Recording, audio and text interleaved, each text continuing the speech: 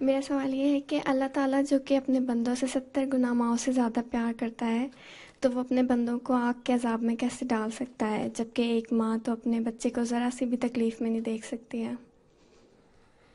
اپنے بندوں سے کرتا ہے نا، جی تو اللہ نے بندوں کی نشانی کیا بتائی ہے؟ ہیں؟ ہیں؟ بندے کی نشانی یہ بتائی ہے کہ تم میرے بندے بنو، اور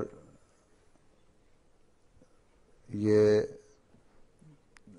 تم میرا حکم مانو، جو میں نے تمہیں باتیں کہی ہیں وہ کرو، ہیں؟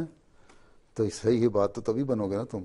ہم؟ جی اور اللہ تعالیٰ نے کہا نہیں تو پھر سزا بھی ملے گی. وہ تو اس گناہ کی سزا ہے جو وہ کر رہے ہیں گناہ.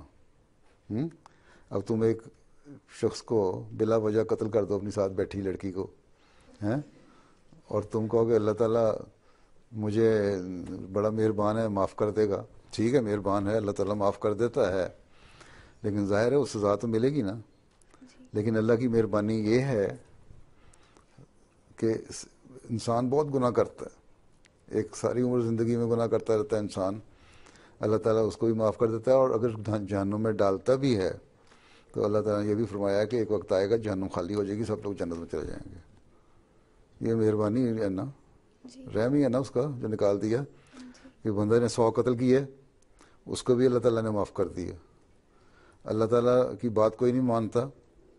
اللہ تعالیٰ کہتا ہے شریک بہت بڑا، شرک کرنا بہت بڑا ظلم ہے، لیکن اس کو میں معاف نہیں کروں گا. ان لوگوں سے بھی کہتا ہے جہنم میں رکھوں گا، کوئی دیر سزا دوں گا، جو سزا کا پیریڈ ہے، ٹھیک ہے، وہ گزارے گا جتنا بھی ہے کسی کے لیے، اس کے بعد جنت میں چلے جاؤ گے. ٹھیک، یہ مہربانی نہیں اللہ کی. جی مہربانی ہے. بس پھر اب یہ تو نہیں بیٹھے بیٹھے تم اگلی گردن کاٹ دو پھر کہو مجھے کچھ بھی نہ ملے ہو.